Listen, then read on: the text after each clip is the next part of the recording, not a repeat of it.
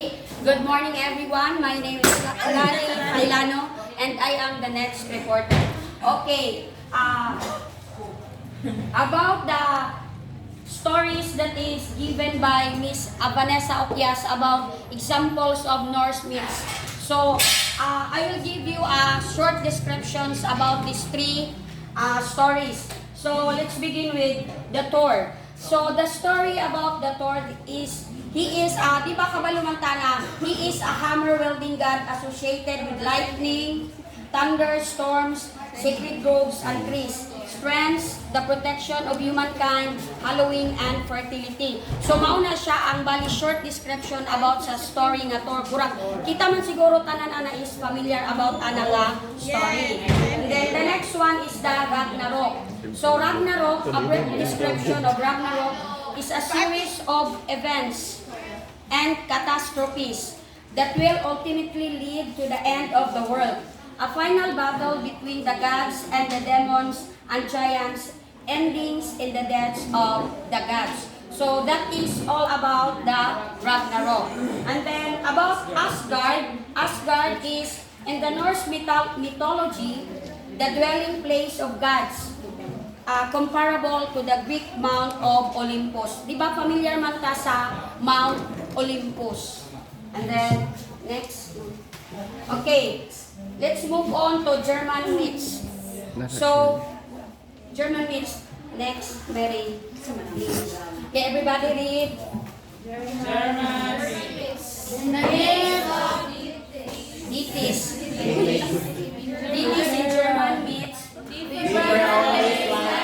From those of the north, Odin becomes Wotan, Sigurd and Ragnar becomes Sigrid, and Ragnar Actually, the Wagnerian operas. So, German myths, it is only, di ba ang una is ang Norse myth? So, ang ikaduha is ang German myths. So, German myth also refers to the body of myths, legends, and folklore that originated in the Germanic-speaking regions of Europe. So, these kinds of myths are deeply rooted in the cultural and historical tradition of Germanic peoples, including the ancient Germanic tribes. So, German myths also is, it also shares some common elements with Norse mythology due to their linguistic and cultural connection.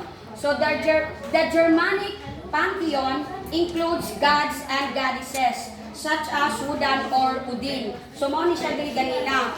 Oh. Yes, Juan? Okay, thank you. These deities are associated with various aspects of life, nature, and the cosmos. So, pareha sa Norse mythology, ang German mythology explores themes of creations, the origins of the world, and the concept of an end time or apocalypse. The idea of a final battle is present in some Germanic myths. It's important to note that Germanic mythology is not a unified system like Greek or Roman mythology, but rather a collection of regional variation and oral traditions. Then, next.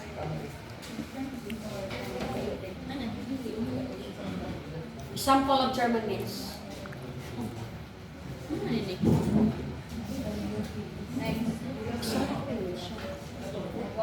Oh yes, that's one.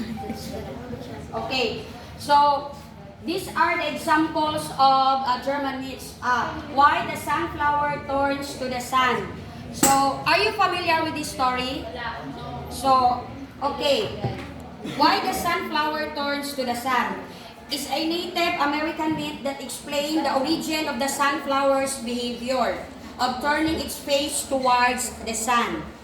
In this myth, the sunflower was once a beautiful Native American maiden who fell in love with the sun spirit. However, the sun spirit bound to the sky could not descend to be with her. In her longing and devotion, the maiden continued to gaze at the sun spirit each day, turning her face towards him wherever he traveled across the sky.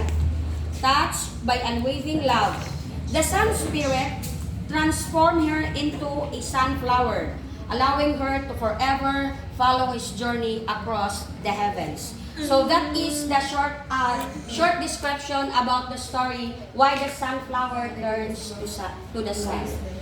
Then the next example of German myths is why the woodpecker has a red head.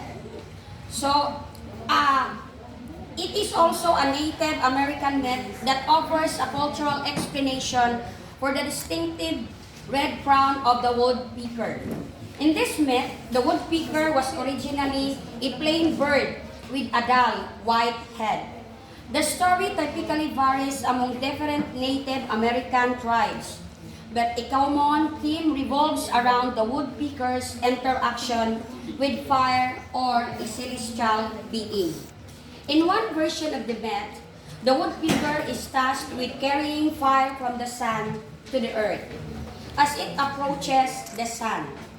The intense heat causes its head to turn red. In another variation, the woodpecker is seen as a messenger between the sky and the earth, and its head becomes red as a symbol of its sacred heart to fire or the sun. This myth illustrates the cultural significance of the woodpecker's appearance, linking it to celestial elements and portraying the bird as a mediator between the heavens and the earth. It reflects the storytelling traditions of Native American cultures, where myths and legends are used to convey lessons, explain natural phenomena, and connect the people with the world around them. So that is the story about why the woodpecker has a red head. Then the next story is all about why Arachne was changed into a spider. So this type of myth is a part of Greek mythology. Arachne was a mortal woman known for the exceptional skill in weaving. She became renowned for her talent and started boasting that her skill surpassed even that of the goddess Athena, the patroness of crops. Offended by Arachne's arrogance, Athena challenged her to a weaving contest. The mortal and the goddess both were moved magnificent textiles, but Arachne's work depicted the misdeeds and transgressions of the gods in the way that mocked them. Despite the undeniable skills in Arachne's creation, Athena, in a fit of rage, destroyed her tapestry, unable to bear the shame and humiliation. Arachne was overwhelmed with guilt and despair. In some versions of the myth, she tried to hang herself, but Athena intervened. Rather than letting Arachne escape punishment, the goddess transformed her into a spider, condemning her to wait for all eternity. This myth serves as a cautionary tale about the consequences of hubris and the importance of showing respect even to the gods. So the next type of myths is allegory. Everybody read Kabali. Kindly read. The second type of myth story is the allegory or symbolic story, an acceptable story for children is the story of King Midas. Okay, so allegory. It is a form of narrative in which characters, events, or elements within the story are used to symbolize a deeper meaning, often moral, political, or philosophical in nature. In an allegory, the surface narrative has a symbolic significance, and the characters and events are intentionally crafted to represent abstract ideas or concepts. Allegories are designed to convey a hidden or parallel meaning beyond the literal interpretation of the story.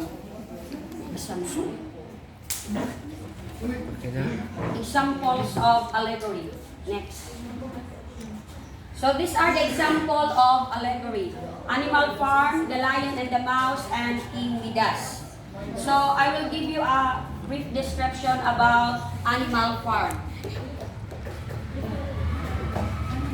Animal Farm, it tells the story of a group of anthropomorphic farm animals to rebel against their human farmer, hoping to create a society where the animals can be equal, free, and happy. So this is the story all about the Animal Farm. And then the next story, King Midas, Jihel Castolo will be the one to discuss to you about the story. Thank you.